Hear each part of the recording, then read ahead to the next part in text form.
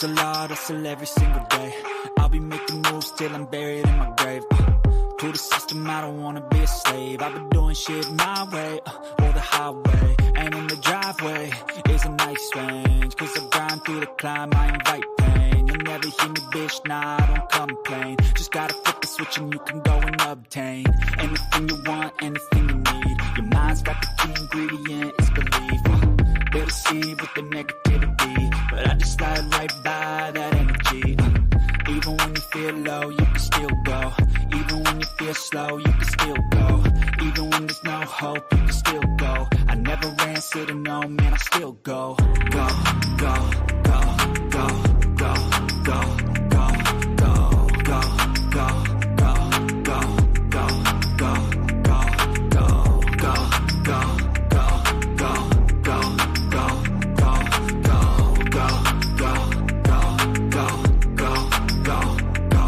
go. You got a mind, but even that could change. You could flip the gray matter like some batter in your brain. That's why I say, fake it till you make it A. And if you play that game, then you just might make a change. Rearrange all the bad to okay. Take the worst thoughts saying, turn them to a game. Take the best thoughts saying, put them on display. On repeat in your brain till you're feeling no more pain. Never slow yourself down, you can do some more. Push past all the pain and you'll find a door. Open it up and finally explore everything that you thought you could never do before. And even when you feel low, you can still go. Even when you feel slow, you can still go. Even when there's no hope, you can still go. I never answer to no, man, I still go. Go, go, go, go, go, go, go, go, go, go.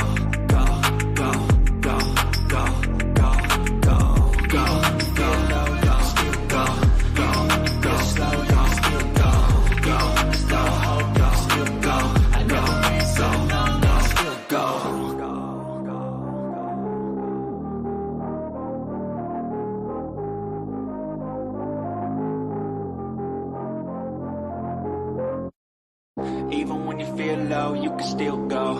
Even when you feel slow, you can still go. Even when there's no hope, you can still go. I never answer to no, man, I still go. Go, go, go, go, go, go, go, go, go, go, go, go, yeah, go, go, go. Hustle hard, hustle every single day. I'll be making moves till I'm buried in my grave.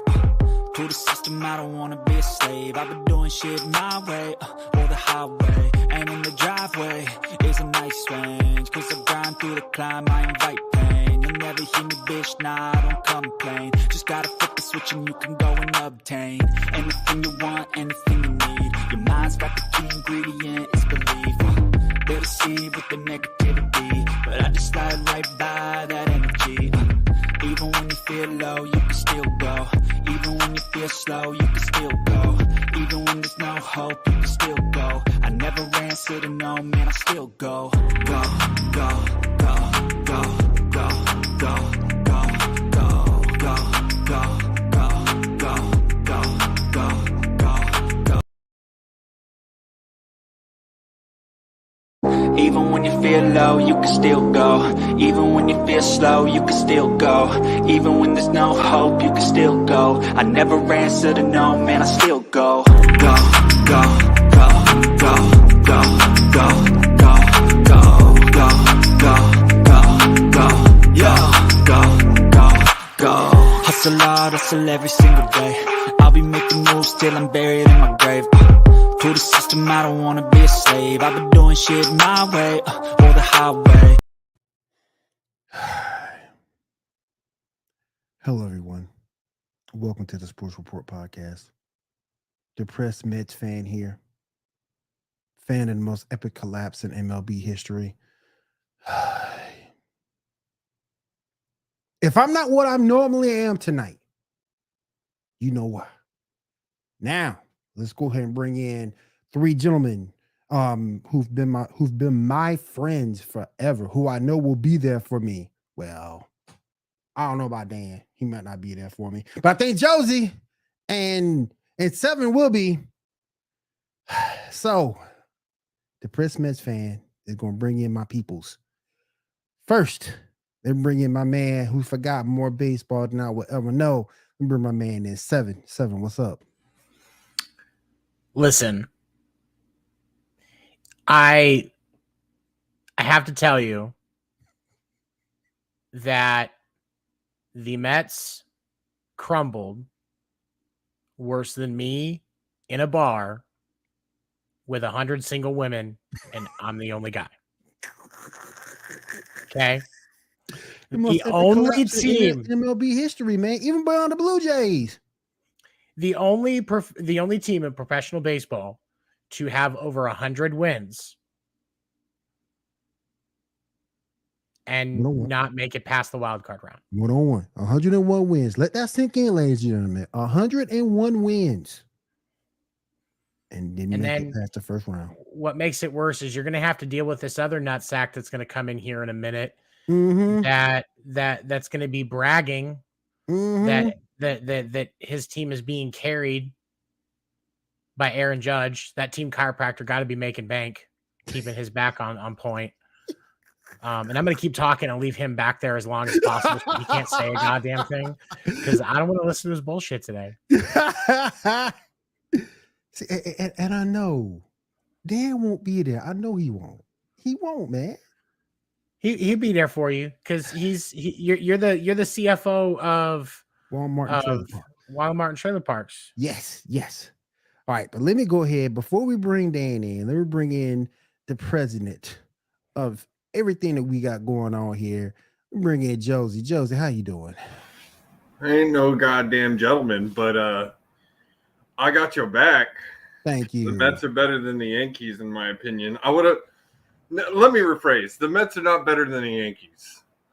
And I'm not saying like in prowess at all, but I like the Mets more, and I would have been more excited to see the Mets go deeper into the playoffs than I am to see the Yankees, even though I kind of hope for a Yankees-Astros championship, AL championship.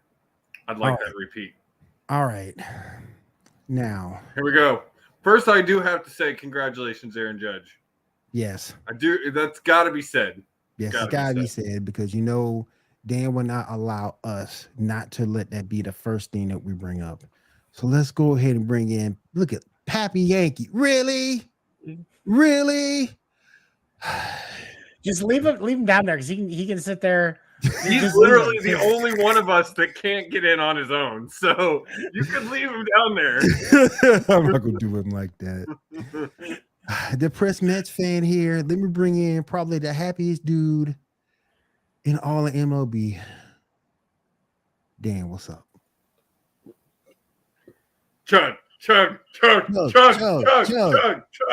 Oh, sorry. I didn't see you guys there.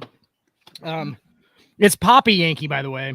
Poppy Yankee. Because I heard Daddy Yankee was taken.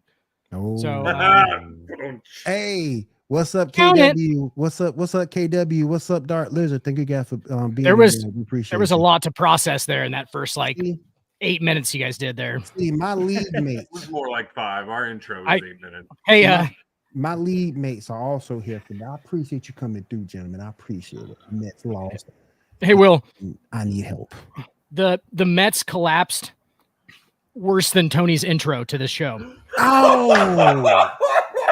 you did not just go there. Oh my God. He just look at his face. I still think that this and there's the reel for the evening. I still think someone came up to me. I forgot who. I think it was Matt. On my Facebook page saying this is worse than the Blue Jays collapse. Hell yeah, it's better than the Blue Jays collapse. But the Blue Jays had a little bit of a out in that they lost one of their best hitters. Yes.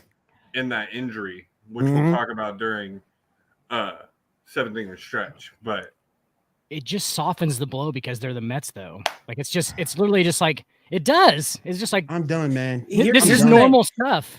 Think of it this way, though. The positive takeaway from this year is the Buck Showalter effect meant the collapse happened before the playoffs, or that the collapse happened in the wild card game. In the wild card game instead of in June. Right. They at least made it through the whole season as one of the best teams in baseball. Yes. You've been a Mets before fan they for a long, fucked themselves.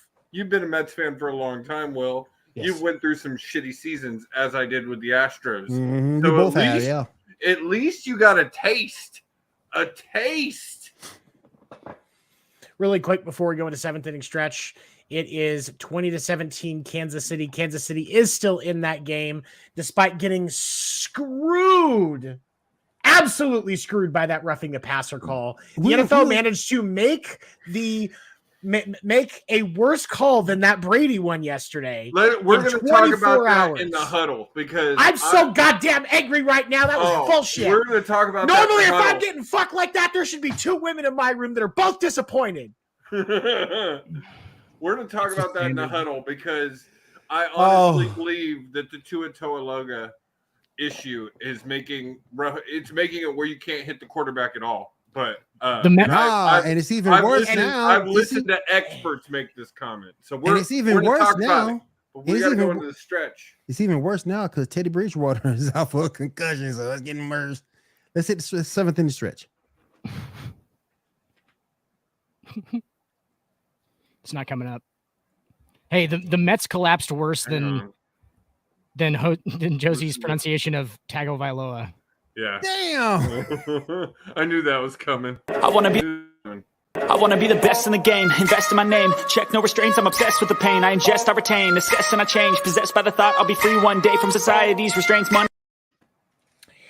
Really quick as we get started with the 7th inning stretch, I want to tell you guys on Sunday on the Winter Meetings, the baseball podcast that we do that is just for baseball, I will be interviewing the author of this amazing book, Ronald T. Waldo. This book is called Dead Ball Trailblazers, Single Season Records of the Modern Era.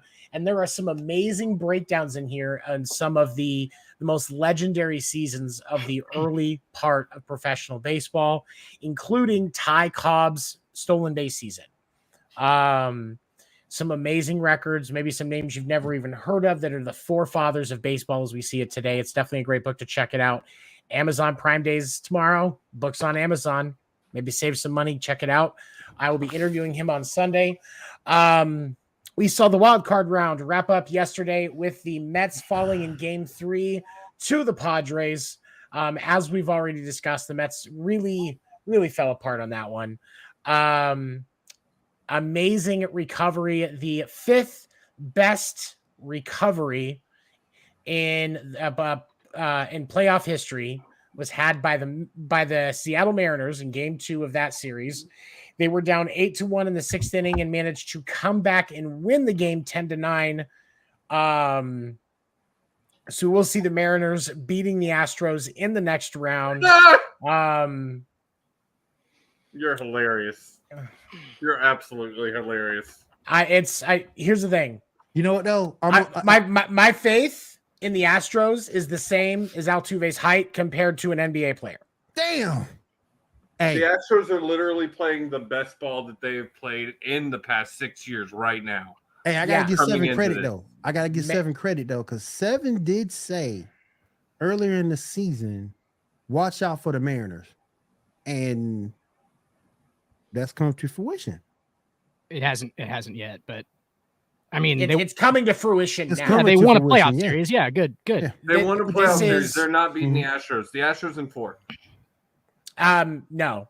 I'm 100% on the Josie train on this one, for sure. Okay, here's the thing. First of all, I will tell you there is not a chance that the Astros sweep the Mariners. I'm going to tell you that right now. I didn't say that's not a sweep. It's not going to be a sweep. You said 4-0. It's a 5-game series. Because it's a 5-game series. So okay. Yeah. So that would be whatever. That's them taking. This is my prediction right here. I'm going to say it. So 3. And he's saying 3. They take both. They take it both at home because the Astros right now are 20-4 at home in the playoffs. Did we ask for a prediction? I didn't know if we were doing that. Shut the fuck up. You talk about Aaron Judge and LeBron James for I can't get hours. a fucking word in edgewise around here. I'll tell you what. Fucking management is fucking unbelievable. The Astros will take the first 2 games. They will lose the first game in Seattle because Seattle fans are rowdy as fuck. They will rally and come back and take game 4. Mm-hmm. Especially I've been to a Mariners baseball game. it's not just that. You think about the Dragons in XFL, Will, had the rowdiest team was Seattle and St. Louis, those two teams. Yep. All right, and then we also have, here's a quick look at how the bracket sits right now, actually. The Yankees will be facing the Cleveland Guardians. And I'll let Dan speak on this series a little bit here, but clearly, why? You know what he's gonna say? I mean, but honestly, I'm going to give an honest. Really not hard to figure out. Honest, nothing. This is the Yankees in 4. Yeah, I'm not really. I'm not at I all. really think Yankees in 4. Yes, absolutely. Yeah, told you. If you had watched any of these whole season, like I the don't watch Yankees the feast, season, dude. The Yankees feast on teams like the Cleveland Guardians. Like it's That's literally, true. it's That's just true. teams that they are not just talent wise. They're not even that much superior talent wise. Like it's not like that overwhelming. It's just they're the Yankees and they're the Guardians. That's literally just what I mean. If it was Yankees Indians, I'd be like, all right, maybe this goes to 5, but it's Guardians, and that's a new thing now. So, I mean, I have no real actual analysis because I have no idea how the fucking Yankees are going to respond in the playoffs. I've said that before. I don't know how this group responds in the playoffs. That's where you have to take a look back at. You have to take a look at New York here because this team, it's hard to figure out, but it looks like you're going to get, you're looking like you're going to get Matt Carpenter back, which I think is a huge boost to New York's lineup. Boost in the arm. What a pinch hitter. Because, I mean, Matt Carpenter is definitely going to be a difference maker in that lineup. When I look at Cleveland, though, I see some talented players, but I don't see outside of the couple of pitching guys like Shane Bieber, that I think that's going to be the game that New York gets a run for their money. But there's nobody with the Guardians that I really look at and I just go, that's a difference maker. Jose Ramirez is a difference maker. Jose Ramirez is a difference maker. Wouldn't you say? He's one of the top 10 players in Major League Baseball. Okay, you know what? All right, you're right. Switch hitting okay, third baseman. Yeah. Jose Ramirez is a difference maker, but when you look at the weight of the difference that he can make versus the opportunity that's in the Yankees lineup, I don't think that he is going to be enough. It's the depth of the Yankees lineup at this point, I think, is going to be the true difference. Jose Ramirez, yes, you are okay. So you are correct, and I just stand corrected. Jose Ramirez is one of the top 10 players in baseball, and he is a difference-making player. But I don't think that he is going to be enough to make a difference against the Yankees to get that series. If the Guardians are going to get that series, it will take a full 5 games. So Gio Urshela, the third baseman he's the Twins. That's not, sorry. But Gio Urshela was on our team, and then he was with Cleveland as well, right? No, he went to the Twins. It is the Twins. Okay. I don't know if I was just going to say he just didn't even start. But go ahead, Jess. Sorry. You were incorrect on that too. It would be 3-0 for the Yankees if they go straight. Yeah. 3-0. I said 4-0. So correction from the audience there. But I wanted to address this. The Astros are winning the first 2 at home. No, you're wrong. And here's why. Because you're going to get Luis Castillo in game 2. The Astros are not beating Luis Castillo the way he is currently throwing the ball. He's not going to happen. He is too damn nasty. You will split those games, and then you will go from there. I need to pull up Astros pitching lineup for Mariners up one of the hottest teams in baseball, though. You gotta give them that. They are one of the hottest teams in baseball, and I'm not doubting them, but the Astros are right behind them. They're playing some of the hottest ball they have played in any run they have made in the playoffs in the past Astros. 6 years. The Astros are a strong contender. I would have rather the Mariners saw the Astros in the ALCS than where they are. But Yes, I would pick the Mariners over the Yankees in the divisional round. I know you don't You've like already that. You've already said that. They're your World Yeah. Series pick. So You it's think not the like Mariners? No He way. did say that. He did say that. there's He World did Series say pick that. to go from the But- AL. So But here's the thing. We're That gonna do first- predictions here in a second. That first 2 games, it will be a split So because you're going to get Castillo in game 2. and Castillo plays to that home that away energy too. Like he doesn't need any extra motivation. That dude plays. That's baller dog. Framber Valdez is pitching that day. So this could be a 1-2 run game. Like, and I'm talking a 1-score, 1-2 run game. Should be a pitching duel. That game will be a pitching duel. It will be. So it could go either way. A slower game. The Astros are going to win that series, though. I still will say Astros in 4. I'm going to say Astros in 5, but yeah.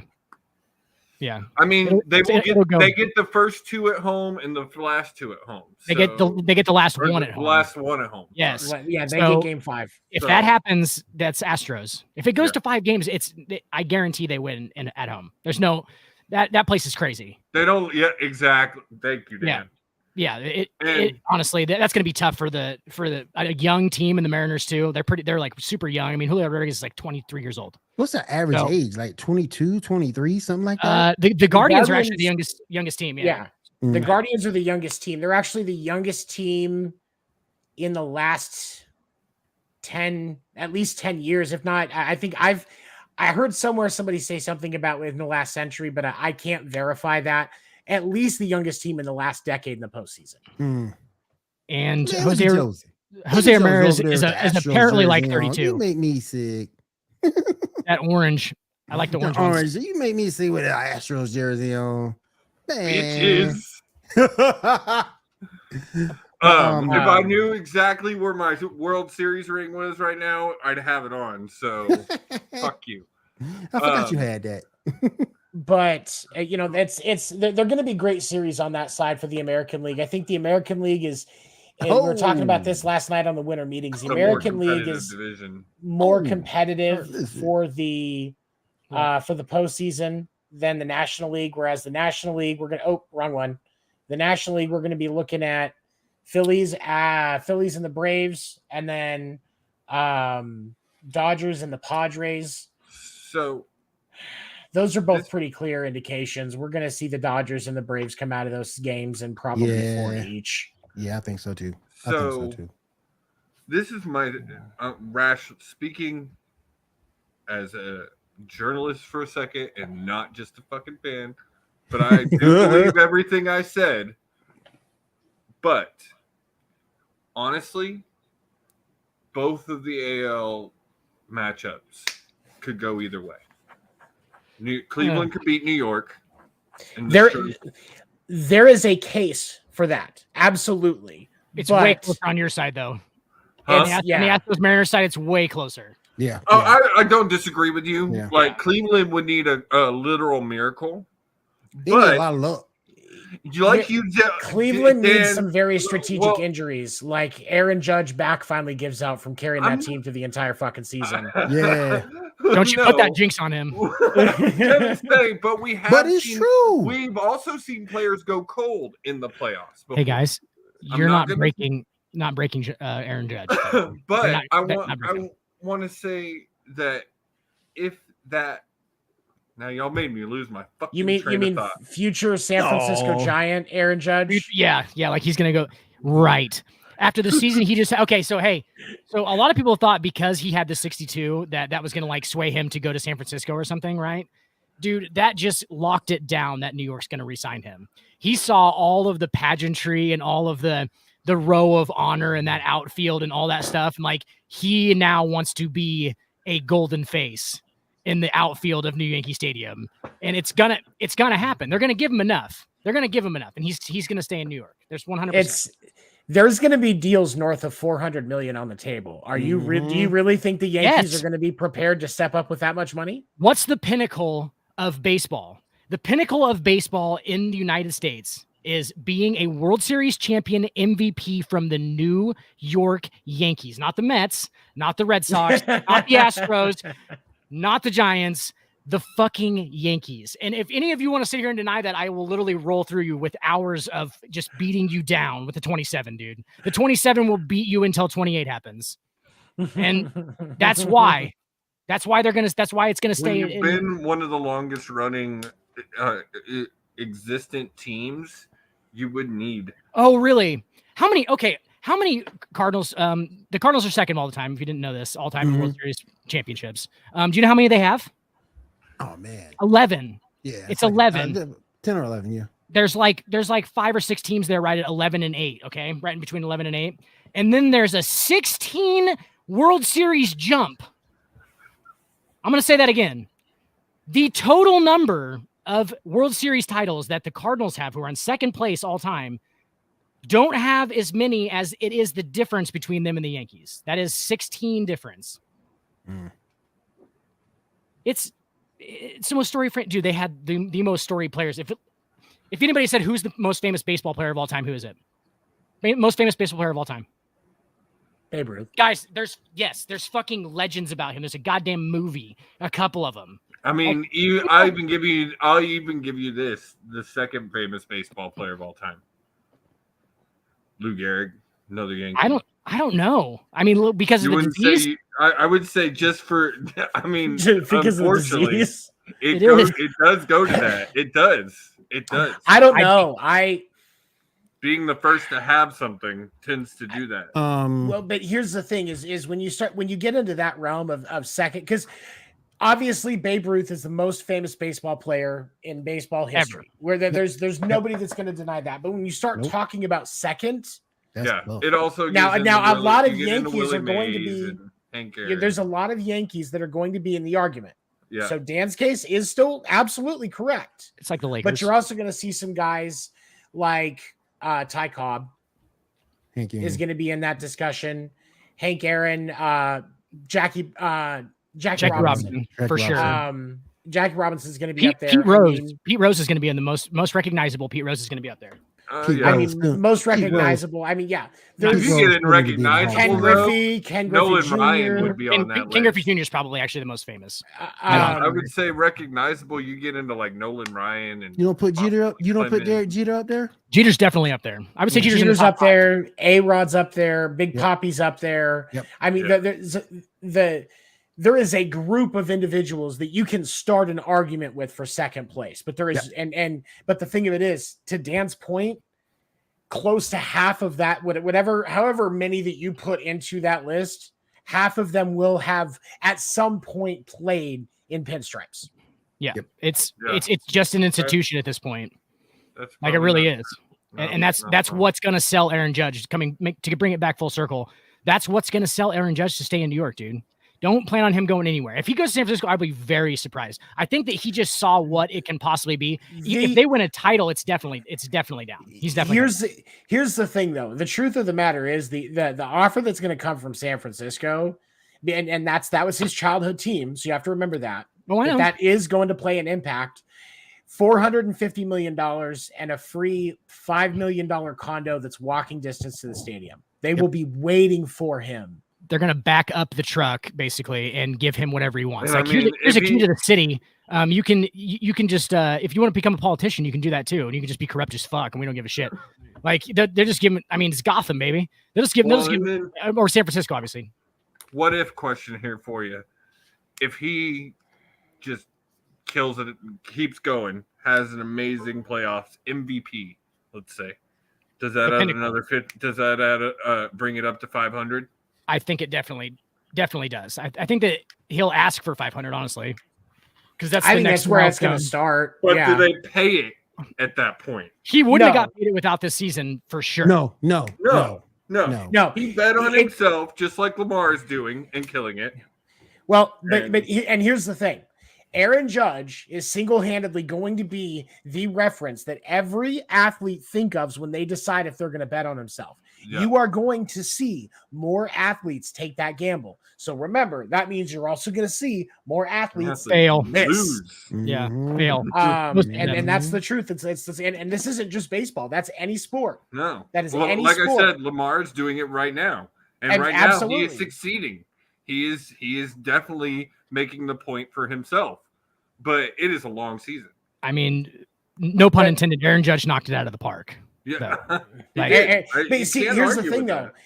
The hard part about Lamar is you're seeing some results with Lamar, but you're not seeing W's. I mean, they won last night. But what are they now? 2-3? 3-2. 3-2. Okay. They started off rough, and so is he in a positive direction?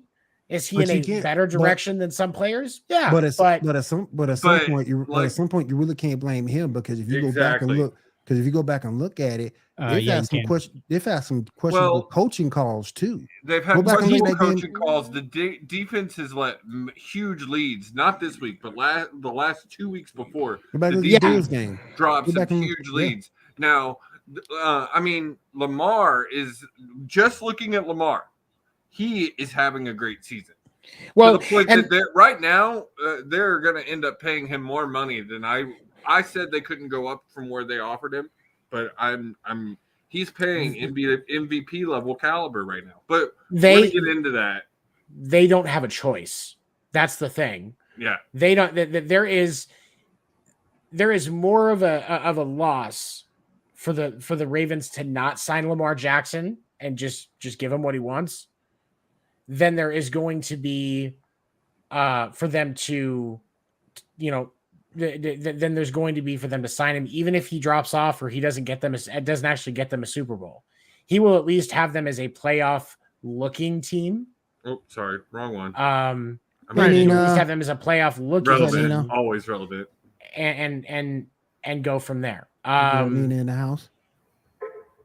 What you got, Dan? Real quick before we move on from the 7th inning stretch, I want to go ahead and right now as we're coming in to the best time of the year, and that is playoff baseball. Predictions. We're going to start with the baseball man himself, because it's only fair. 7.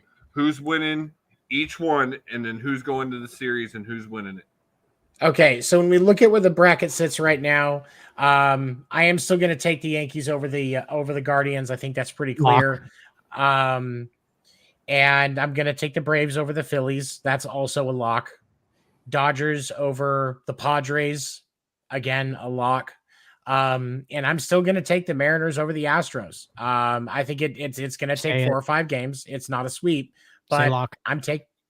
Say lock. I'm writing these down. Locking it in. Locking it in. Lock me in. Locking it in. I'm typing these down. You said Yankees over Guardians. Yankees over Guardians. Braves over Phillies. Dodgers over Padres. Mariners over the Stros. I'm offended by the Dodgers name, by the way. I had a great grandpa who was a trolley Dodger. Got killed. Summer of 19. 1919. I'm offended. I'm triggered. Yes, 19. Yes, of course, 19. 1919. All right. And it happened in the summer of 20. Who wins the AL and NLCS, 7? Dodgers win the NLCS. And I know Dan's not going to like this one, but I'm going to say it anyway. Mariners beat the Yankees in the ALCS. Yep. Because Julio Rodriguez is going to carry him all the way through the playoffs. And of course, I am going to pick the Dodgers to win the World Series, though. I would, yeah. That's Murderer's Row 2.0. Even if I'm wrong on the American League side, I'm still going to be right. The Dodgers are going to win the World Series. Tony, I feel like that's like such a popular opinion that they almost can't do it. Do you know what I'm saying? Like it's almost so I feel like that's one of their issues every year. It's so expected that they're they can't. I feel another collapse coming with them. The Dodgers choke in the playoffs. I feel another collapse coming with them.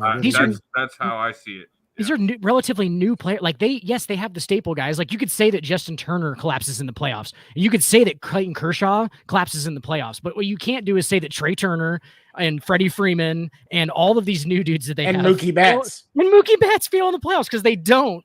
It's like it could be a completely different Dodgers team. Obviously, the 2020 title, like apparently nobody's going to count that because it was a bubble title. Shit's ridiculous. Where'd I go? So Oh, you're behind the banner. I'm hidden. You're Tony! behind the banner. Oh God. Well, no, and the thing for me is very simply on that. There is, that is the Dodgers starting 3 in their lineup, which is Trey Turner, last name, Mookie Betts, and Yes. Freddie Freeman. That is the best starting 3 in baseball history. Yeah, there is not a better starting 3 ever. And this entire lineup of the Dodgers is Murderers Row 2.0. They have yeah. It's lining up, and like I don't know, man. But what are your picks? I'm gonna go obviously. I'm already obviously gonna go with the Guardians. I've already got Yankees over Guardians. I'm going Guardians in 5. It's gonna be tough. Let's definitely do the Houston Astros, because I think the Houston Astros are actually, let's go ahead and roll them all the way through to the ALCS, because I'm actually going to pick that they're going to beat the Yankees. If I'm doing really? gun to my head, if I'm doing gun to my head picks, yes. Like, I'm a betting man, bro. I don't get fucking points for loyalty. Okay. I don't get $100 bills for loyalty. That's what I don't get. I get it for being unbiased and picking who the fucking winner is going to be.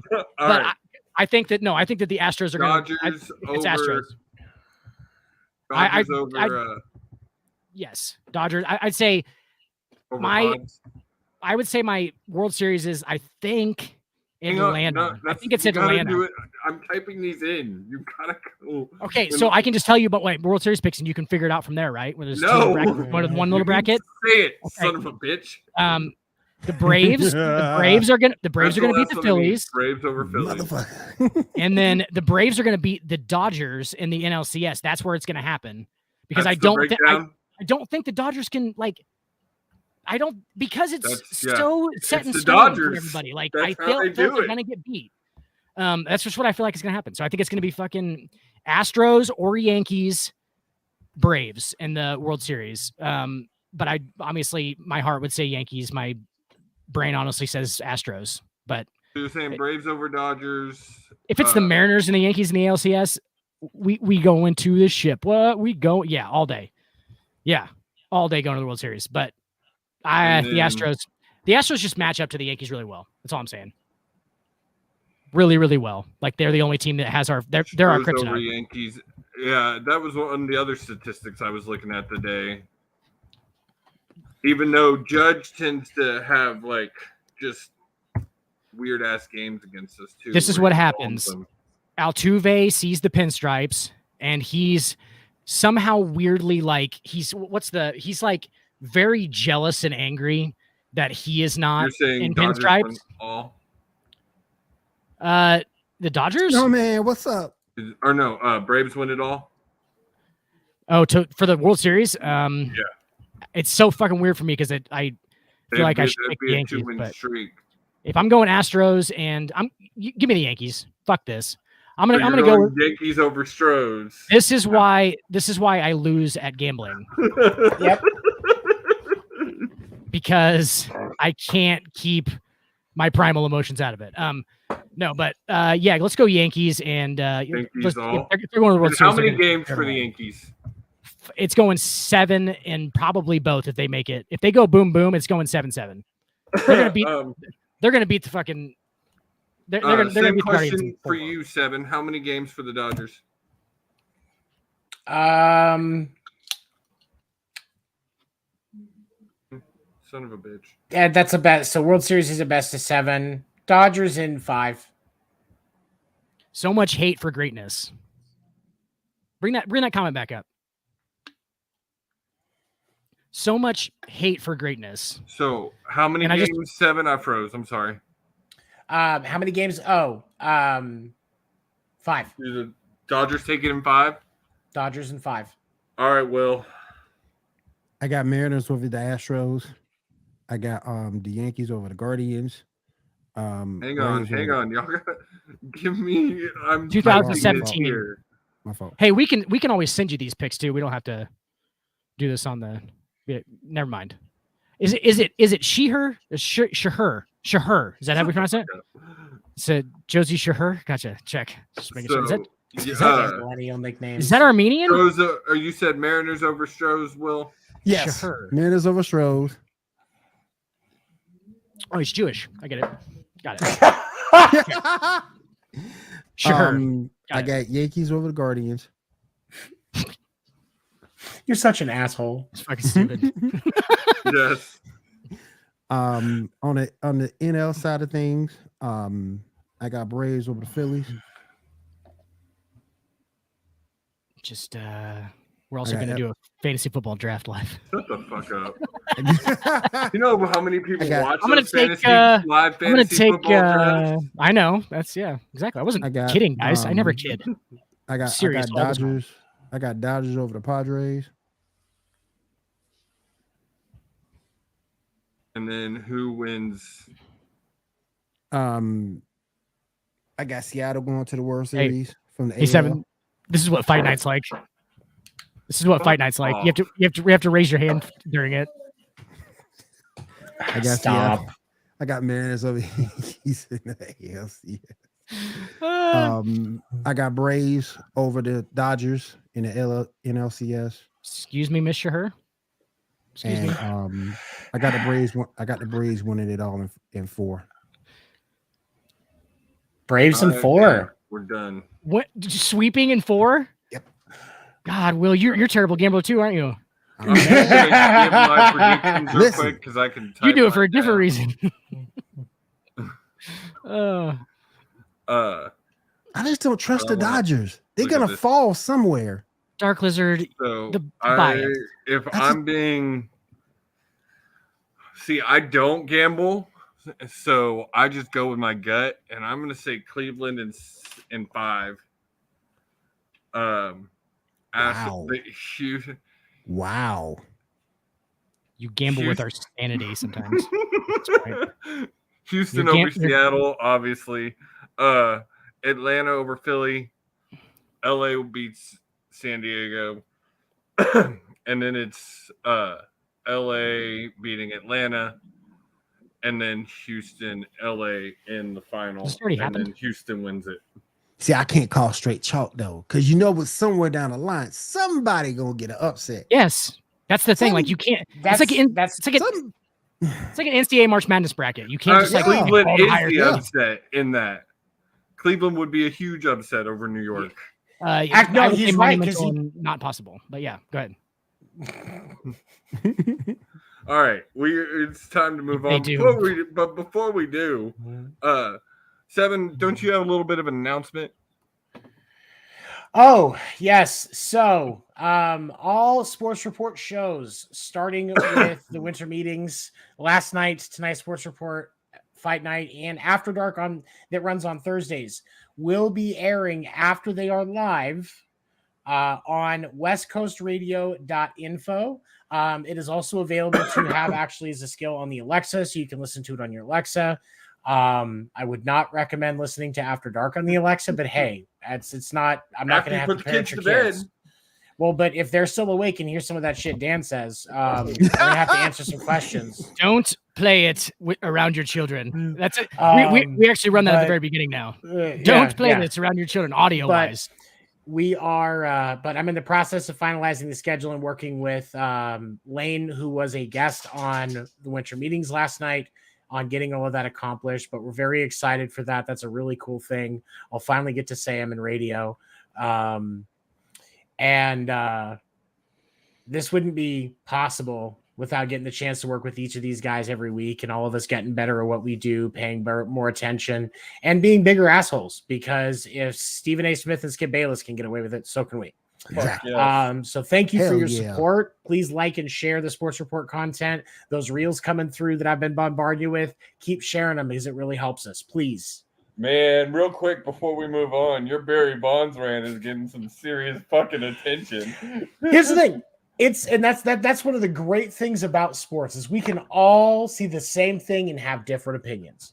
And I think that's one of the things that's very unifying about sports. It's just unfortunately I wish some of us aren't civil about it. Yeah, I wish some people didn't have to make it so fucking personal all the time. But well, there's people that make predictions like, they just think they're going to be the ones out there making those tackles. And I don't think you realize what it takes to make those tackles. I always loved the 75 pounds overweight guy who's like, "Oh man, you gotta wrap up. You gotta wrap." I'm like, "Really, dude? Really? Oh yeah, just go out there and tackle him. You could probably play middle linebacker. You're still in shape, right? You got it." I'm like, what is going on right now? 11:37 left in the fourth quarter. Kansas City's up 24-23. So fuck the refs, but Monday Night Football is a very interesting game. Okay. Hey, so coming from the guy, by the way, real quick, coming from the guy that always talks about how one play doesn't ruin a game for a team, that all the series plays do. I am not going to say that call. You seem to have changed your. No, here's the thing. There's a difference. I can say it was a bullshit call, but if the Chiefs were to lose this game, I'm not going to blame it on that call. Because even in just the first half, first half, there was some failures on Kansas City's offensive line. I don't. I think that Orlando Brown needs to remove his head from his ass and learn how to play football again because he's pissing me off.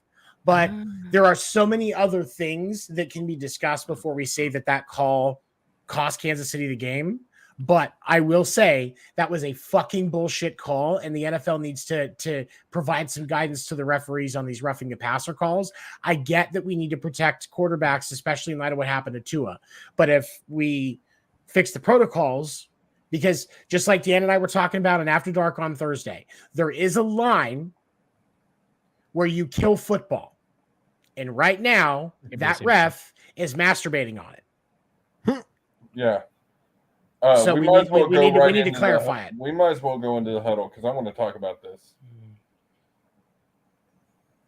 Now we're going to sit here awkwardly and stare. No, I'm working on it. Shut the fuck up. God, you're pissing me the fuck off tonight.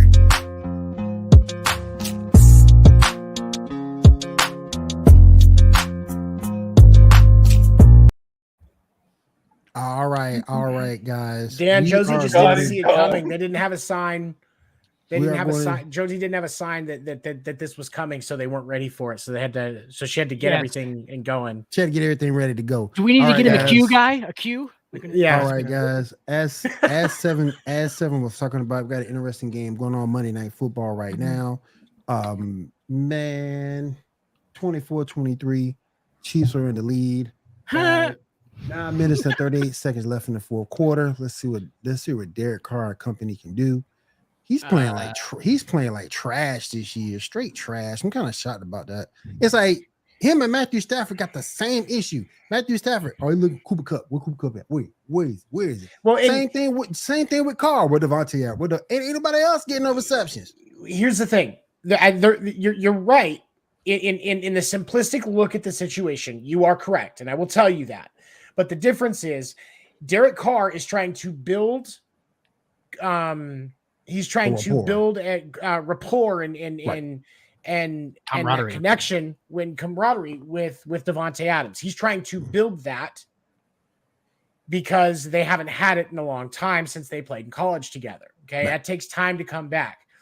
Matt Stafford and Cooper Kupp have a connection.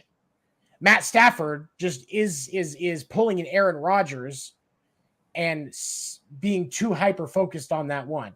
Don't get me wrong. Whoa. And here's the thing. I'm not saying Aaron Rodgers is doing that this year because I haven't really watched enough Green Bay to do it. But Aaron Rodgers has a habit of focusing too much on one receiver. He is actually trying to focus a lot on Randall Cobb this year. Dude, what in the fuck are you guys talking about?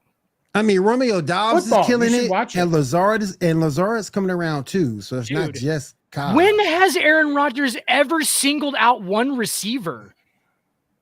Go back and look. I bet one of the only guys who has a higher different target attempts is fucking Patrick Mahomes. I bet that's one of the only ones. Dude, Aaron Rodgers doesn't. Since when is he singling? But we're talking about the same quarterback that reduces throwing to people when he doesn't trust them. That's what I'm talking about. But he doesn't just trust one of his receivers like every year, though. He spreads it around very well. He will spread it around a little bit, but he's still going to have more of a focal point on that receiver that he trusts mainly. than anything else. It's just like, and here's the thing, it's just like Patrick Mahomes' focus on Tyreek Hill was a weakness for the Chiefs offense last year. The fact that Tyreek is not there has actually been beneficial for Kansas City because Patrick Mahomes is spreading the ball around. Going into tonight's game, 6 of his 11 touchdowns were to different receivers. How many of Aaron Rodgers are different receivers? I bet it's probably up there. It is, and that's what I'm saying. I'm saying, and when I clarified about Aaron Rodgers in previous years, because I have not watched enough of his play this year to comment on it. But and I have heard that Aaron Rodgers is trying to spread it out more. Now, of course, he has to. He doesn't have. He doesn't have a Devontae Adams.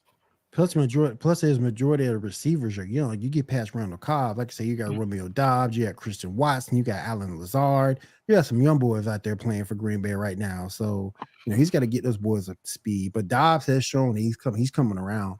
And that's like I said, I'm saying in years past, the 2 previous years, the MVP years, like he's back-to-back NFL MVP. You don't get NFL that MVP. Was the ayahuasca. He already told us that. 1,000 of his relatives were hugging him and telling him that they're proud of him. But like dude, he's back-to-back MVP. Like I want to look up those numbers because I think you're wrong on this. I think both of you guys are wrong. Like I think he spreads it around good. I don't think he focuses on one receiver at all. Anyway, we'll move on. All right, let's go ahead and move into what Josie wanted to talk about. Josie, you want to talk about the concussion issue that's going down? We all, like Seven was saying, we all know that after the Tua and the Bridgewater thing this weekend, like they're cracking down on concussion protocol, and what we've seen from this is a call for roughing the passer has went way up to where I heard Chris Carter say this week that it's getting where you can't hit a quarterback. And if you can't hit a quarterback, this game changes a lot. And it was 2 this week with what happened tonight on Monday Night Football and Brady's yesterday. And then there was 1 to, I think it was Jared Goff last week that was not roughing the passer, that was called roughing the passer. So, and this isn't the only thing either.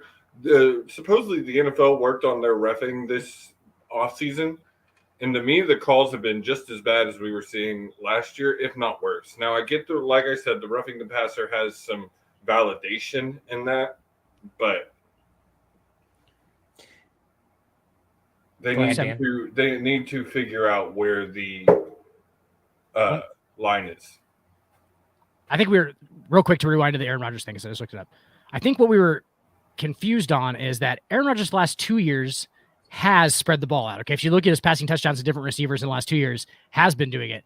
I see where you're going though, I guess, with the before, because a lot of them are to Jordy Nelson, a lot of them are to Greg Jennings. You know what I'm saying? Like, so like there is a disproportionate amount to one receiver before, like what, 2018? Like 2018 and before, it seems like he does lock in on one receiver. The Devontae Adams, obviously, but then like the last 2 years, it's just everywhere. But there's an argument to be had. There's an argument. Well, we're both right. I would say that there's an argument to be had that's because the last 2 years he hasn't had a superstar receiver to pin on. But it works though. That's the thing. Like it's not like he like focuses on one receiver and then it doesn't work. But like that's almost like, I guess, like kind of how he plays. He's focusing on Randall Cobb this year, and it's not working that great because they're 3-2 as well. The game I watched, Romeo Doubs had like all the receptions. Yeah, and that's the thing is you're seeing it a lot more. You're seeing him spread the ball. Like this year, from what I've seen, he is spreading out, and that's why it's said in years past with Aaron Rodgers, because that was just the one that I could think of. But the truth of the matter is, there's a lot of difficulties at receiving around the league as a whole this year. There's been a lot more low-scoring games. This is the start of this year, because Kansas City right now is still 24-23 with 7:25 left in the third quarter, but the Chiefs are in the red zone. They'd be 4-1. They're, This is Right. one of the few games where both teams actually scored north of 20 points. There have been a lot of very low scoring games so far this year. There have been. So it's, there does need to be, for viewer friendly sake, there should be a boost in offense.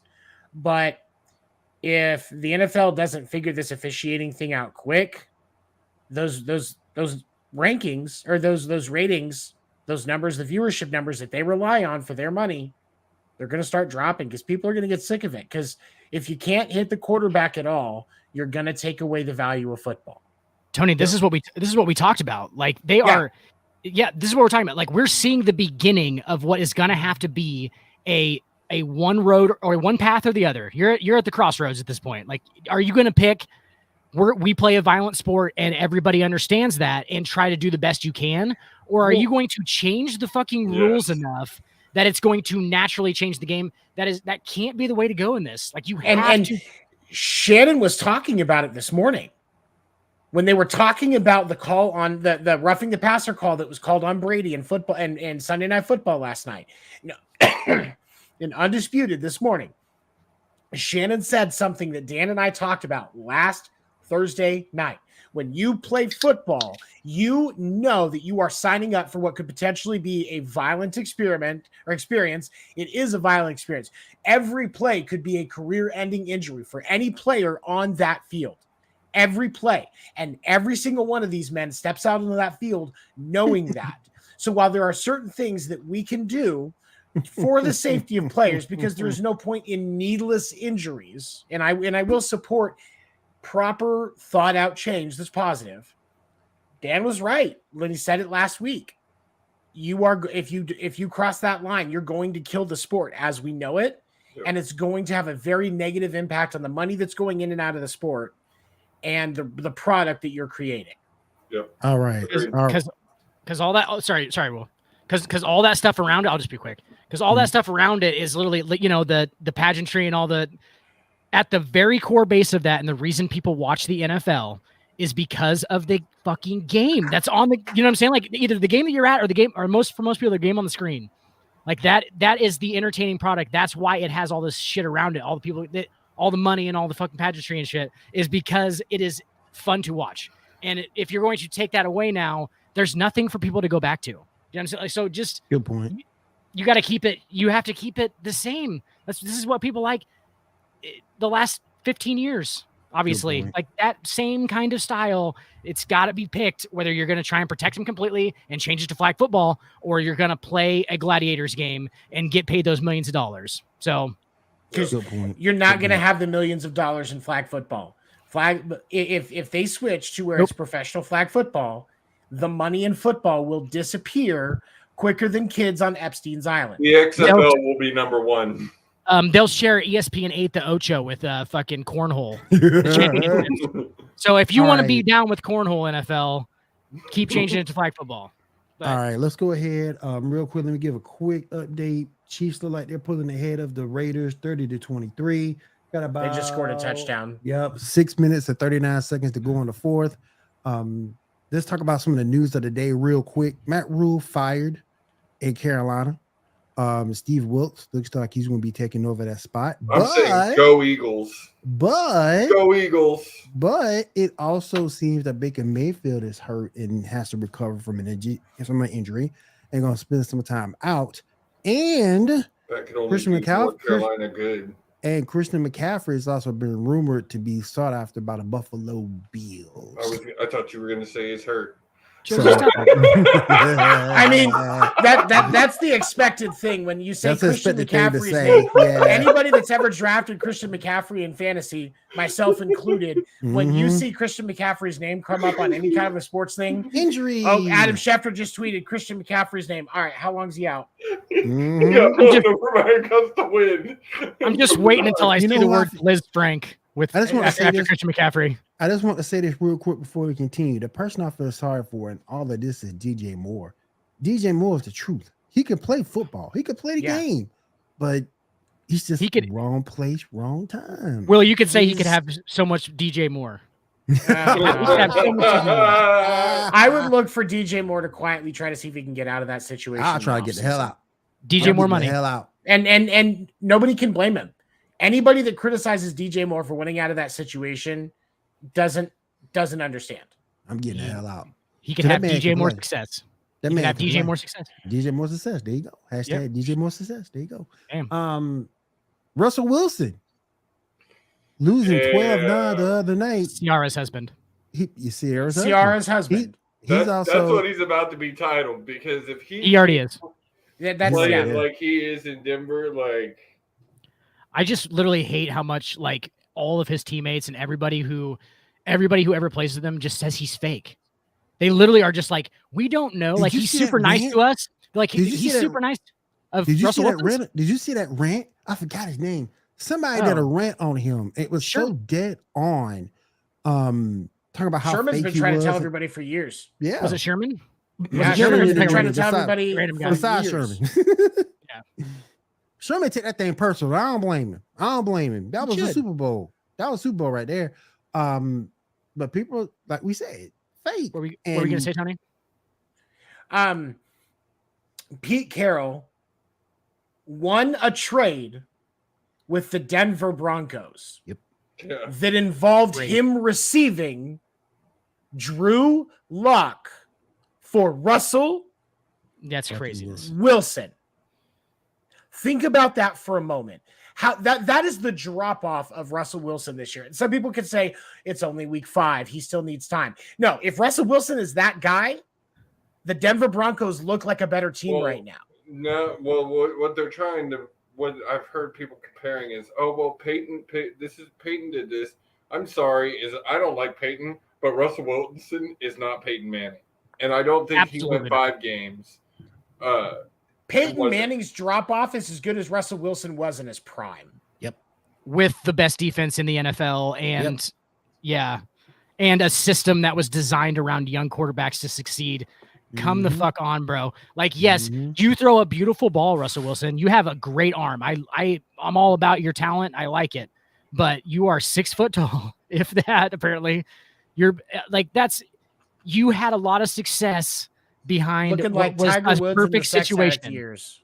What was one of the best defenses we've seen in 20 years is what had a lot of success. Legion of Boom.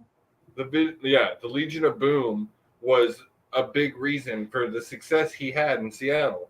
Dude, he's so Ben Roethlisberger's exact career path at this point. outside of the raping, because Ben Roethlisberger is a rapist. Russ is not that big of a piece of shit. But he is like right there, like with just and the superiority stuff from stuff that you like that we're all sitting here going, okay, you definitely accomplished something, but not enough for you to think that you're just fucking better than everybody else. You know what I'm saying? Like that's what it is for him, apparently. At this time, he needs to pull an MJ and go play baseball. No. For the love of God, no. No, I would rather see Kyler make that jump. Get him away. Kyler at least has something of a career in baseball if he gets away. I'd rather have Cliff Kingsbury now. Yeah, get rid of Queensberry, man. I'd rather have Aaron Hernandez than have me. Damn. All right. Real quick, I also want to go into Ray Caruth. I also want to go into the Buffalo Bills defeating the Pittsburgh Steelers 38-3. Is it time for Mike Tomlin to be on the hot seat? I don't know if this is all Tomlin's fault. Like, here's the Steelers. You knew the Steelers were going to be hurting this year without Roethlisberger, and then this week they were without T.J. Watt, which is a big hurt for them too. Here's the thing. The one thing that I will say now. Yeah, he is. Mike Tomlin has not had a losing season in Pittsburgh. So that's why Mike Tomlin still has his job, because he's never had a losing season. Now, is it possible that we're looking at that this season? Yeah. But we also have to remember that since the offseason, he has had one of his quarterbacks be drunk on the highway and get hit by a vehicle and killed. That's true. He had Mitch Trubisky shit the bed like he was doing an Amber Heard impression. Trubisky's middle name. And Kenny Pickett, that kid has so much potential. That kid has so much dog in him. I like the prospect of Kenny Pickett. But how long is it going to take for Not Kenny this to year. be ready to be an actual true NFL caliber starter He's because not. he's not ready yet. No. He's and I mean that respectfully. Like he clearly has earned his way to be in the NFL, but he's not a starter yet. Tony, we're respecting him by even saying that he's not yet there. Because Right. with a lot of guys, what 80% of fucking NFL quarterbacks or that becoming, we're just like, it's never gonna happen. Like with Kenny Pickett, there's the opportunity of it happening. So we're actually kind of giving him credit. You know what I'm saying? Like, because it's Right. so hard to do. Like, we're like, okay, Kenny Pickett could get there. Kenny Pickett could be a good quarterback. That's actually a kind of a compliment, especially for a guy who was he was picked in like the 3rd round, wasn't he? Yeah, and there was a lot of jokes about how small his hands are, and obviously that's not affecting his game play. I mean, we don't talk a bit about him like we talk about the neck. I like Davis Mills. I like Davis Mills. Hey, you know what? I like Davis Mills.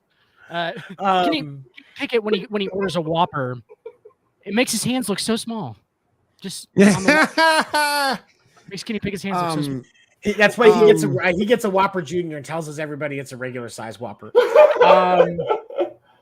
That's a damn shame because Pittsburgh. That's But- a damn shame because Pittsburgh has some weapons. You know, Deontay So- Johnson's no joke. George Pickens is no joke. Najee Harris is no joke. Hines Ward. But between that line, which I still question, and between those quarterbacks, I just don't see him. I just don't see how he has a winning year this year. I don't. Here's the question that I want to ask, and it kind of pairs along with what you're asking about Pittsburgh. Okay, is there a team because there's a few different teams, not just Pittsburgh. There's a few different teams that have question marks at quarterback right now, and we're 5 games into the season. Is there a team that's considering trying to pick up Cooper Rush? I don't think Jerry Jones is going to let him go. Yeah. That's not what I'm asking. Do you think there's anybody that's kicked the tires on trading for Cooper Rush? Oh, there definitely is. Oh, definitely. 10 teams. Like, 10 anybody who's watched him in these last 4 games, like, how could you not? 10 teams. Because he hasn't scored more than 20 points yet. That's why you haven't. The reason that Dallas has not lost since Dak went out, with the exception of that game, The Tampa Bay game. the Tampa Bay game, the reason that the Cowboys have not lost is not because of Cooper Rush at quarterback. It's because of that defense. I mean, you're not wrong there. You're not. And look wrong who there. they played. And look who they played also. And so they're gonna be tested this week because I think they got Philly this week. They do. They Yeah, have Philly in Sunday Night Football. Here's the thing. Philly all the way, baby. Philly going 6-0. Here's what I will tell you. Here's what I will tell you for this game. If Cooper Rush throws the Cowboys into a W with this game, so we're talking 28 points. Give me 28 points with at least 2 passing touchdowns. 10 teams. Cooper Rush has 10 teams knocking on the door. Yeah. But if this is if Dallas loses this game, which it's pretty easy to think that they might, it's a justifiable discussion. 6-0. And we see Philly going into the start of the season 6-0, which is great. I don't think we see that much activity. I don't think we see anybody try to trade for Cooper Rush in the season. And maybe a free agency situation, you might see a little bit more action, but for trading for him in the season, he needs to win this game. 7, I completely agree with you. And also, how much does this tell us about Dak Prescott? Because think about this. The reason that the Cowboys can just go on and be okay without Dak Prescott, who apparently is paid like the one of the best quarterbacks in the NFL, correct? Yes. If they can just switch over a game to a new quarterback in the same system and they don't have to take any of their plays out, it looks like the same offense. They're doing the same kind of things. What does that tell us about Dak Prescott? Because you can't take Patty Mahomes out of that Chiefs offense. That cuts 50% of the plays they're going to run, not 50%, but like probably 25% of the playbook, that cuts it out because you don't have somebody who can do that. So how much does it tell us about Dak Prescott and him being an elite quarterback when you can roll when you can roll Cooper Rush up in there and fucking what Ben DiNucci last year, fucking Ben DiNucci been jamming all along. But like Yes. jammed, right? You know what I'm saying? Like how much does it say about fucking how much does Yeah, the Kansas Raiders City's just still up scored 30-29. 30-29. And Kansas City does have the ball now, and the score is 30-29. So really, they just have to run the clock out. Yep. Did they go for 2? Because it was 24-23, and Kansas City scored. Did they go for 2 or miss an extra point? One of the two. Matt Wright. I mean, Matt Wright obviously wasn't 100% on because he missed that kick to start at the beginning of the game. So maybe, I mean, it could go either way. I would think they probably went for 2. because strategy wise, that's the correct pick, right? Would you make that pick? Yeah, you would pick. You would take, because you got 7. You're going to literally make them go for 2 if you do the 7, right? Or you're just going to basically just say like, yeah, you're basically saying like, oh, we can put it out of reach, put it in 2 scores because 9 would have put it in 2 scores, right? Yeah, that makes sense.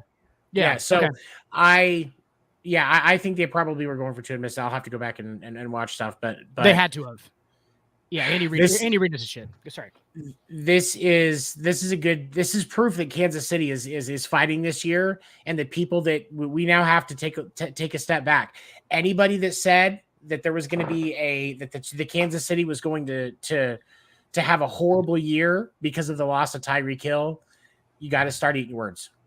It's already another thing we also got to do. Another thing we also got to realize. We said at the beginning of the year this would be the most competitive division in football, and right now that has yet to come to fruition. I mean, Denver's got all these issues. San Diego's been inconsistent. Right now, the most competitive division in football is the one that we were saying was the worst division in football not 5 years ago, and that's the NFC East. Yep. That's the most competitive. Because the Giants are looking pretty damn good right now. Like you said, the Cowboys, I mean, they are looking good. We'll see how they go up against a contender. And then you got Philly. I'm kind of with 7. Philly's the only undefeated team in football right now. Team left. I'm kind of with 7 though on his thoughts on Cooper Rush, because to me, Cooper Rush, every time you look at his stats, so to speak, is more of a game manager than a superstar quarterback. He is. He's a game, but here's the thing. Truth be told, when you're looking for an effective backup quarterback, not somebody that's actually going to be competitive for your starting position, an effective backup quarterback is exactly that. They're a game manager. They're going to go out and keep you in the game, do just enough. Don't make any mistakes. Because most teams don't want the quarterback controversy that Dallas has. It's not. But you're gonna see media act like it. Most teams avoid this kind of controversy. They want that clear. They don't. I don't know if the media is gonna try and play it just because of the sheer money. They know Dax. It's a volume. It's a clicks issue because QB controversy generates traffic. Yeah. But money. There's not a QB controversy in Dallas. Absolutely not. They're just letting Dak take his time back because Cooper's actually winning, so they don't need to rush him back to try and jostle for playoff position. Right. But only because of Dak Prescott's salary. Is that even an issue? Yes, that is the whole reason. Other reason than Dak Prescott's $213 million or whatever the fuck it was. That's all it is. I bet Cooper Rush is getting paid what? Probably 3.5, 4.5. If that. Well, he's a quarterback in the NFL. They make quite they make more than position players do usually, as even a minimum. But while you guys look that up, I want to go over. While you guys are looking it up, I want to go over Josie's team real quick. Josie's team gets a win. We're partly not probably with this team in the Jacksonville. They win. Her team gets a win over the Jacksonville Jaguars. He is making $1,035,000. $1.0 this year. Yeah, $1 million. So. Yeah. The only backup quarterback I know, the only backup quarterback I know is making really bank like that is Chase Daniels. That man done stole more money from the league than anybody. Oh, Chad Henne's getting paid by Kansas City too. You better believe it. Yeah, I believe that too. Yeah. Right. But Josie's team got that win, beat the Jacksonville Jaguars 13-6. Josie, you want to talk about your team real quick? Unfortunately, up here it's very rare. Unfortunately, up here in Ohio, I don't get to watch the games, so I didn't get to see it. Kevin Porter Jr. But I mean, it wasn't even an impressive win from what I saw. It was a pretty oh my God. And I mean, that guy's not wrong. The Texans don't always jag somehow. Kevin Kevin Porter Jr. So we're gonna start talking about next. Start talking about the Rockets and their potential. Not even talking about the Rockets. I know you're not. I know you're not. That was too No, funny. I like. Porter Jr. Hey, I love Kevin Porter Jr. I love your bias. It's a good thing. I mean, that's fanatic is, fan is short for fanatic. So it's can you imagine though, like me and Seven have talked about it before with like the Cowboys and the whole quarterback thing, right? If you had an owner there that didn't give a fuck about how much he was paying people, because there are people rich enough, right? Like Cuban's like this. If there are people rich enough that they actually are running their teams like they want to run them. Think about how Texas. I just moved to Ohio. Think about how interesting it would be to have a guy who doesn't give a shit about money, who is literally just going to play the best players because he wants to win on the field. You go with Cooper Rush, I think. If there's no politics involved in this, right now you go with Cooper Rush, right? Yeah. I don't know, man. If there's no politics, if you're just going player versus player, Yes. I think you do. Like at this point, like I'm not saying draft Cooper Rush before Dak Prescott. I'm not saying like that kind of shit. But I'm saying like if money wasn't an issue and they didn't want to have all the Cowboys fans. So you're freaking saying out? You're saying if the two were equal. If they were no. Yes, if they were getting paid the same amount of money and like there wasn't the Dak Prescott history in Dallas, you're going no. There's no mitigating factors. Like it's just who am I going to start next week? You start Cooper Rush. That's the weirdest thing. He's not even the best right now. He's not even the best quarterback on that roster. Cooper Rush is the best quarterback. I get what you're saying because the team seems to be responding more to Cooper Rush than they responded with Dak. Unfortunately, I think he's as good as Dak Prescott. Like that's how low I am on Dak Prescott. Like I kind of agree with you. Here's my question for you, Dan. Prescott comes back week 6, week 7. I don't know when Dallas's bye is. He's not playing this week. It'll be Cooper Rush. So earliest he can come back is 7. All right. So let's say he's back by at the latest week 10. He loses week 10. But Cooper Rush has went undefeated that whole time. Does he come back in? Absolutely not. Just because when Dak is back, Dak is back. Yep. Zed's dead, baby. No, when Dak is back, Dak is back because like that is they have no other choice. That's what I'm saying is like imagine where if you had that was going to be my next thing. Politics out of it. He loses that first game. Does Cooper Rush come back? Yes. But because politics out of it, I don't even start Dak Prescott. Politics out of it and money out of it, Cooper Rush is my starting quarterback for the Dallas Cowboys. If I want to win games, Cooper Rush is my starting quarterback right now. Like I said, they seem to respond to Cooper more than they do with Dak. They seem to respond more. Bring the energy. Team around them. I think it's the energy that he brings, and I think that Dak is because of how commercialized Dak is. He's a bit of a distraction. This is the downside to having a Dak Prescott, a Patrick Mahomes, a Aaron Rodgers. Is there is a little bit of a distraction with the commercialization. Now the difference is Aaron Rodgers and Patrick Mahomes have a leadership mentality for the most part. More Pat than Aaron Rodgers. Boys, real quick, I gotta bounce. Y'all have a great night. Take care, Josie. Yeah. Later. That there's a mentality there that you can have that keeps the locker room under control because you have that commercialization because you're that guy. Yes. Dak Prescott is not that guy. Yep. And there's not even belief in the players in the locker room that Dak is that guy. And so when you get a breath of fresh air like Cooper Kupp coming up where he just manages and that's just enough and he's allowing the defense to just cook. That's of course they're gonna rally behind him more. Yeah, absolutely. Yeah. Real quick. Oh, Raiders got the ball back. Still 30-29. Got a minute, 8 seconds left. 56. I got 56. You got 56 seconds. Okay. Yeah. So it's 3rd down and 2. They're trying to get into field goal range. Hang on. They are in field goal range. Hang on real quick. Let's see what they do. They might not be. Let's see what they do. Oh no, they're not. They're okay. They're on the other side of the field. They're on 32, I believe. Yeah, so on 32, 56 seconds left. But Seven, I was gonna say I completely fucking agree with you about the Cowboys thing, like where he's not that guy and like they don't believe in it, and it's still the locker room dynamic there has to be so fucking weird too, because Zeke and Dak are best friends, right?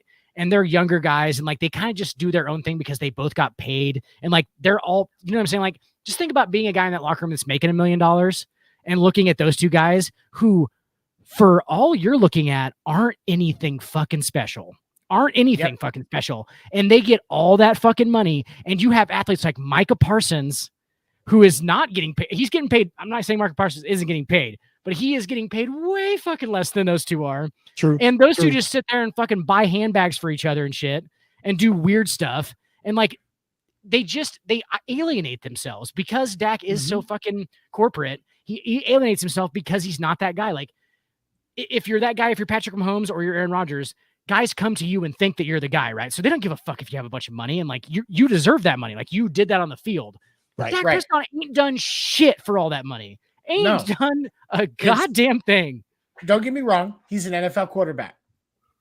But I'm talking about with the guys in the locker room. With the guys in his locker room, not me. I get it. Dak's fucking cool, dude. I would hang out with Dak. I don't know. Like, I'd be like, hey, Dak, what's going on? Nice Louis Vuitton bag, you weirdo. But like, like, you buy? Oh, you wear lip gloss? That's cool, dude. But damn. But Dak, you wear lip gloss? Damn. Well, I mean, hey, come on, don't hate against the lip gloss. The shiny stuff's good. But yeah, if like, just how much he alienates that whole locker room, it's got to be the weirdest thing. And just with guys who play in the NFL, like what they're thinking on the team, they have to be divided. You can't win like that. So you gotta get rid of Dak Prescott. I think as an NFL quarterback. I think Dak is another situation similar to Damar, similar to Kyler Murray in Arizona, where he had them over a barrel. Yeah. And they didn't have a choice. But if you're Dallas, you should be trying to figure out how to get away from Dak Prescott as your starting quarterback. And don't get me wrong, I don't think that he's a bad quarterback. I think he's an above average NFL quarterback, which makes you a fucking freak. But like, he's an above average quarterback. He's not any, like, they are doing things to him. That guy. Yes. In Dallas, that yes, exactly like you said. Like, that's why I agree with you so wholeheartedly. Because like, he's just not the dude who they know is going to do that. You know what I'm saying? Like, they just know Patty's going to do it. They know Aaron Rodgers is going to do it. And nobody knows if Dak Prescott's going to show up with a new handbag or be a quarterback for a second. Like, it's just so weird. Like, the locker room dynamic is crazy. All right, guys. Let's go ahead and go around the room, see what everyone is doing, see what everyone is up to. Anything you want to finish off the show with before we get out of here tonight? I'm gonna go with you, Dan. Anything you want to get out there? Anything you're go with 7 first? You want to say? Go with 7 first. Okay, 7. Go. Don't forget you can add westcoastradio.info to your Alexa speaker and listen. They have great music going all day long, different stuff. I know that Lane calls you can listen to a high school football game for a team that's got a pretty good record, from what I understand, on that channel. But if you would like to be able to give another listen in a different format, you can always add the westcoastradio.info skill to your Alexa speaker and listen to that station. I will post the schedule of when the episodes will run on West Coast Radio once I have it, and I've worked with Lane and gotten that done. And then, of course, don't forget, Sunday, we will be interviewing Ronald T. Waldo, writer of Deadball Trailblazers, single season records of the modern era. That will be this Sunday night at 9 p.m. Eastern on the Winter Meetings podcast, breaking down what's going on in the baseball divisional series rounds, as well as interviewing Mr. Waldo about his book. So definitely check us out. 7, definitely check out the Winter Meetings. You have the 1976 San Francisco Chronicles, San Francisco's sexiest man, Craig Allen Newton, on the show. And check out the issue, ladies. Check out the issue. We got a full banana hammock. No, Craig Allen Newton, he's awesome. And good show. That's all I was gonna say. I was just gonna leave it off with that. Oh, really quick. Craig Newton. The Draymond situation. We didn't talk about that. Oh, yeah, we didn't talk about Draymond shit, dude. Talk Draymond situation. Bro, okay. We're going to need another 20 minutes. Go ahead and do this on the record. You got it? Okay, I'm just kidding. No, that's sort of a fucking cheap shot. I'm gonna say, like, I heard Shannon talking about this, and he was like, that's a straight, but you better be ready when that dude, like, you push a guy. But here's the thing. That's his fucking teammate, dude. And Draymond went straight savage real quick. Like the button switched. Did you see that Draymond, that there's stuff going around that Draymond is saying he wants to be a Laker? Fucking please. I mean, hey, that works out nicely in the Lakers fucking game plan. Honestly, that's exactly where they want to go. They want to go either Rodman or Meta World Peace.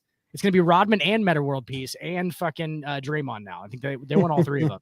They're going to sign all three of them. We're going to, get right on that. We're just sign Nate Robinson too, probably. But and then we'll sign Nate Robinson. Damn. Yeah. Here's James Worthy. Go ahead. I mean, anybody that's been anybody that's been an athlete and actually gone through organized sports and gone through that summer training or fall training for whatever sport, you're going to have disagreements and you're going to be at each other's throat when you're in those team practices because you're fucking exhausted and you just want to get shit done. But but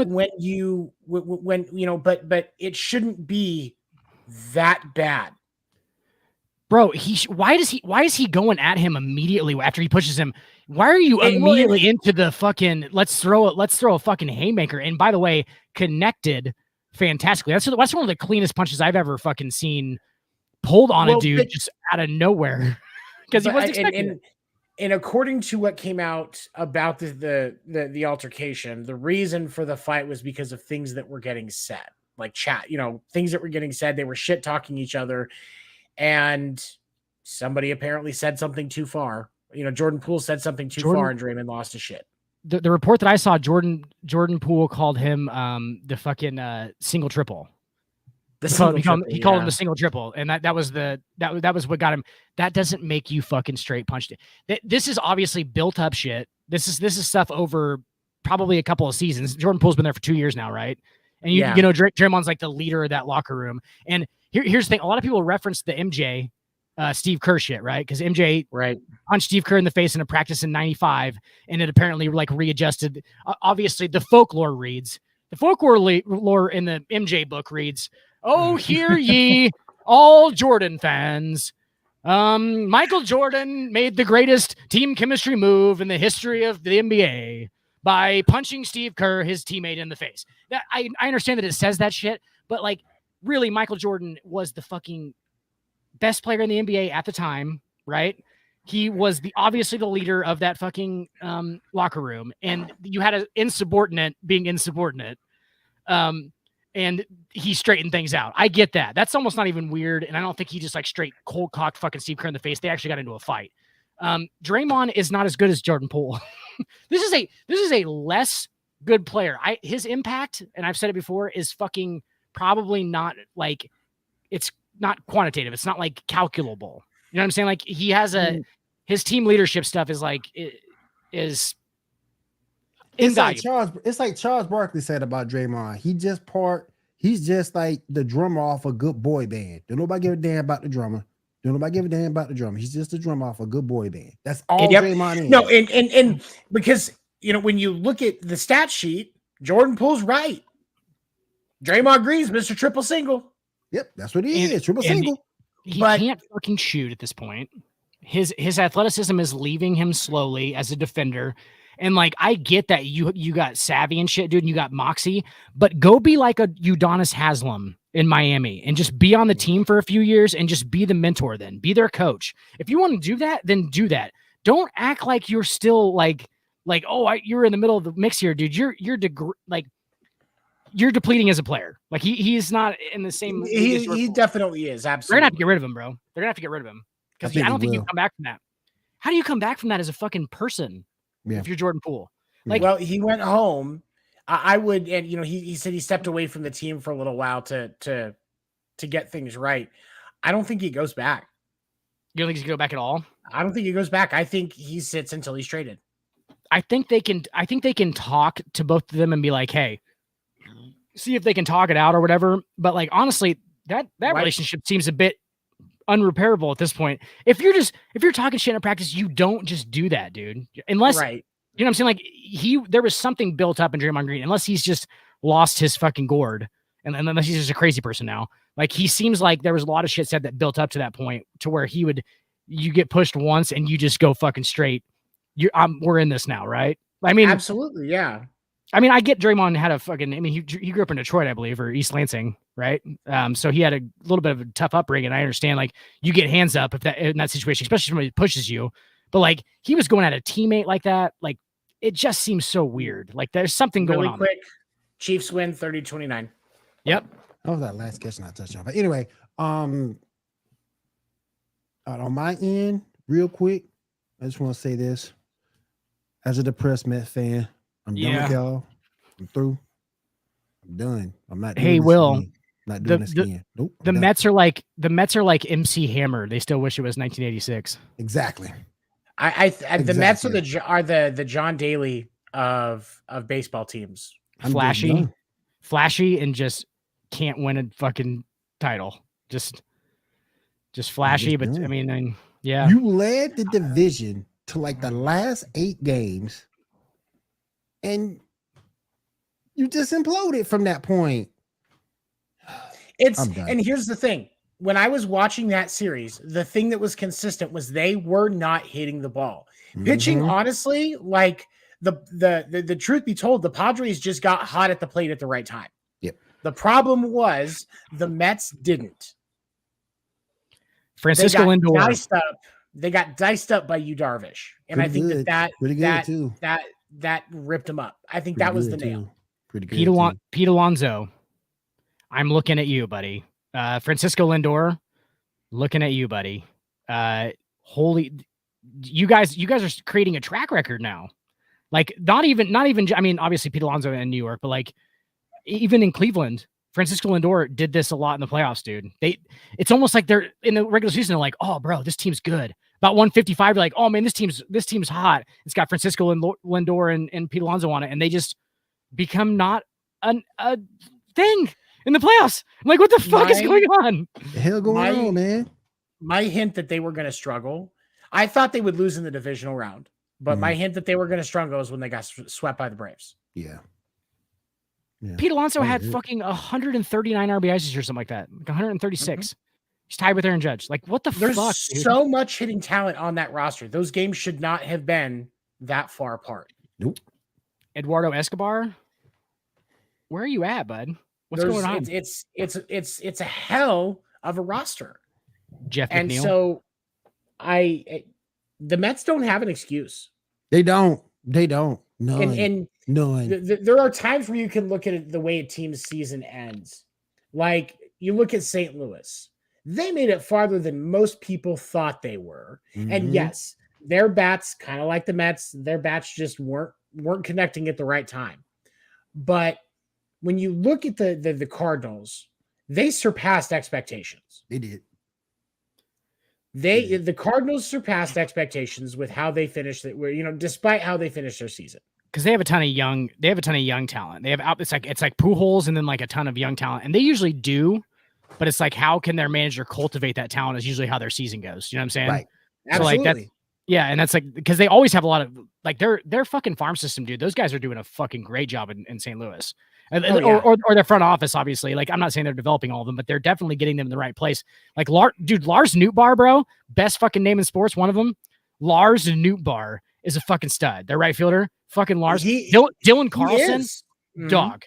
Lars Nootbaar, dog. Fucking that pitcher, that new they got a young pitcher, dog. I can't remember his name, but like they're always bringing dudes up. And like, at what point though are you kind of just like Kansas City Royal in it? But trying to be half-assed about it, and like, because I feel like that's what they do. Kind of, they like a little bit try harder than the Royals for sure, because they win titles obviously regularly, right. But no, there's still a light element of that though. Like, you're not wrong, and I think that's the hard part about the situation is there's so much potential on that roster. There is so much potential on that roster. And I feel like, in based on how they ended the season and how things wrapped up, there really wasn't anybody that would have been surprised if they actually went deeper into the postseason. But losing where they did, yes, it was disappointing because of how they performed in those 2 games, but they still surpassed expectations. The Mets just blatantly, like their collapse was worse than that collision between Bo Bichette from Springer in that Mariners Blue Jays game. It looks like he jumped on a Springer, huh? That collision, like I was messaging with Stephen Weaver, like, and we were talking about it, and I was talking to a couple of the guys that I know that played, and we're all just like, that's the one thing you work to avoid in the outfield is those collisions. And you work to avoid in the infield. Like, it's just name drop on the second Silver Fox of winter meetings, Stephen Weaver. Man, look, all I say, people. So people are asking me, was this the worst collapse to the Yankees in 2004? I don't even remember that series, but yes, it was. I think so. Yeah, it was because the Yankees collapsed to the Yankees collapsed to Boston. The Yankees performed and then lost it. Okay. That happens in sports on a regular basis. That just happens. You have it, and it just, you hit a wall. Okay. Right. But when you have a collapse where you have, top 10 winning seasons in baseball history, or one of the top winning seasons in franchise history, at least, and then you lose out to an underperforming Padres that don't even have their full top set of players. They're missing a generational shortstop. Free Fernando. Free Fernando. This makes me mad, man. This makes me. I'm done with him. This is an organizational level failure. Yep. This isn't Buck Showalter. This isn't one specific player on that roster. This is an organizational failure. Everything crumbled. And the fact that you have the guys across town that are doing very well doesn't help in the whole, like, the psychological part of this, it doesn't help. Yeah. Like, it doesn't help. Especially when you look at the expectations that were on the Yankees this year based on the lack of moves that were made in the offseason before the season started after the CBA was negotiated. Right. So there's so much that organization is going to have to really sit down and look at themselves, because you replace the coach after last year's failure. Buck Showalter is not a bad coach. No, he's not. He's not the correct one for this team for sure. He's not the right skipper for this team, but right. Yeah, he's a good manager. He is a great manager, but Buck Showalter's decision making did not cost them this series. No, and there is not one player's performance that cost the Mets that series. Collective. It was a collective failure. Yep. Now you can look at some pitching. I think if there is more depth in the Mets bullpen, I think maybe you see a different result. But the bulk of the Padres' runs in that series came in the earlier innings. Mm-hmm. Scherzer got 8 up. Or no, I'm sorry, DeGrom. It was DeGrom that pitched last night, wasn't it? He pitched last night. The last game.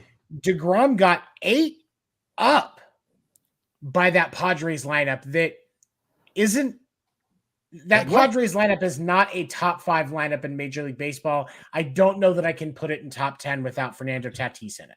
Yeah, it's got to be like middle of the road. I would say, your middle of the road lineup. And Soto just brought them to the middle of the road. Yeah, the Mets should have won that series. Yep, bro. They do have a lot. Like, even without Fernando, they do have a lot of fucking like talent though. Like Jake Cronenworth is fucking good, right? Jake Cronenworth's good. Obviously, Machado's in the middle of that lineup. Luke Voit is a good strikeout, three outcome guy. Okay. Obviously Soto. So like Soto just brought him in the middle of it, but outside of that, they're getting. Here's the thing. Grisham, even with that lineup is maybe 12 or 13. Grisham is garbage on offense. Yeah. Grisham is absolute garbage. He's there to play center field because he's really fast and he plays center field. He's good, great center fielder.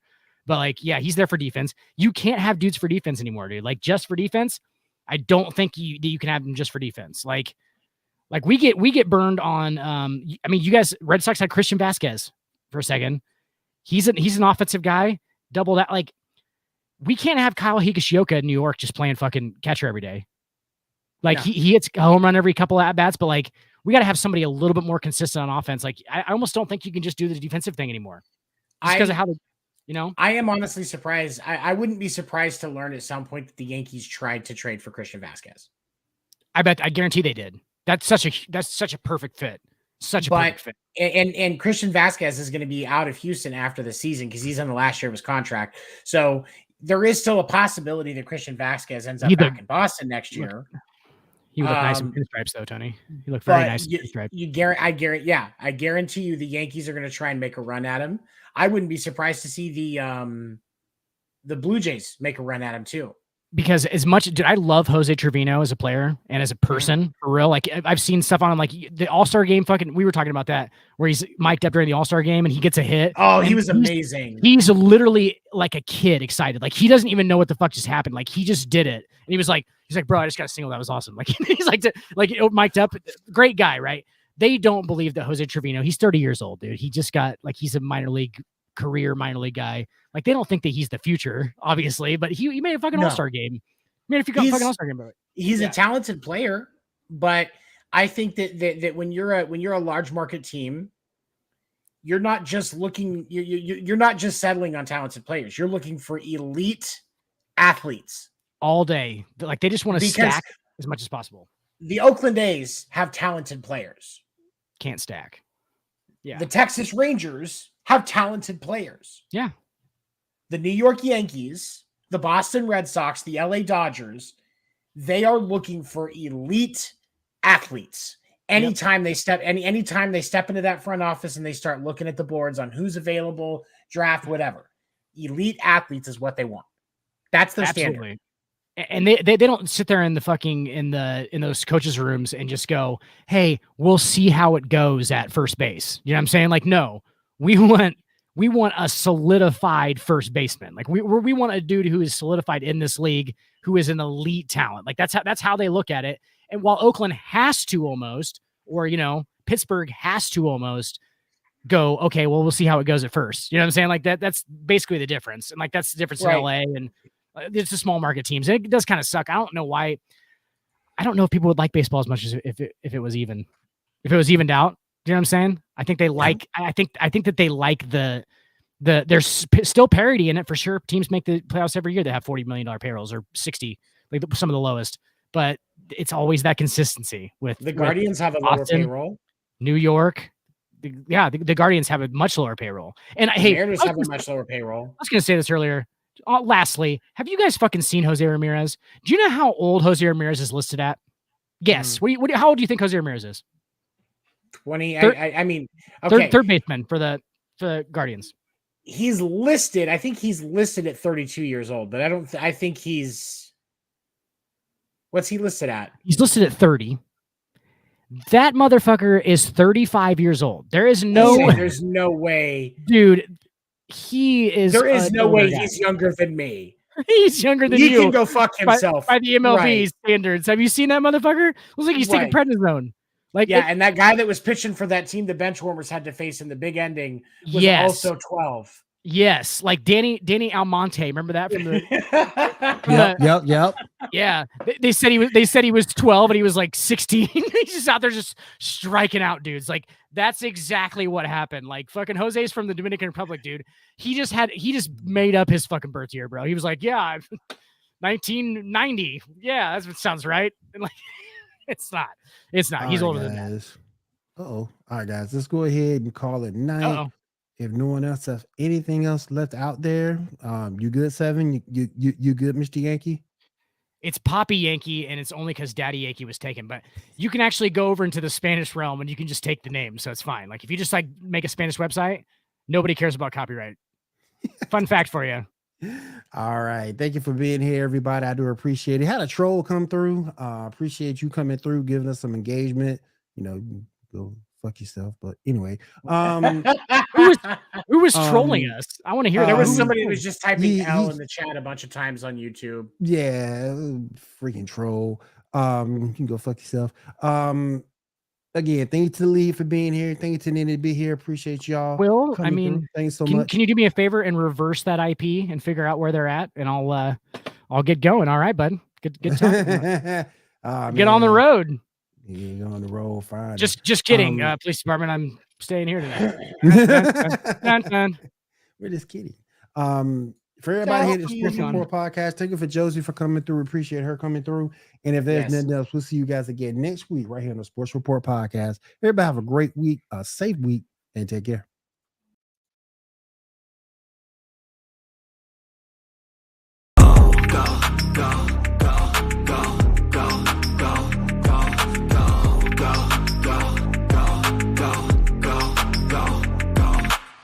You got a mind, but even that could change. You could flip the gray matter like some batter in your brain. That's why I say, fake it till you make it A. And if you play that game, then you just might make a change. Rearrange all the bad to okay. Take the worst thoughts saying, turn them to a game. Take the best thoughts saying, put them on display. On repeat in your brain till you're feeling no more pain. Never slow yourself down, you can do some more. Push past all the pain.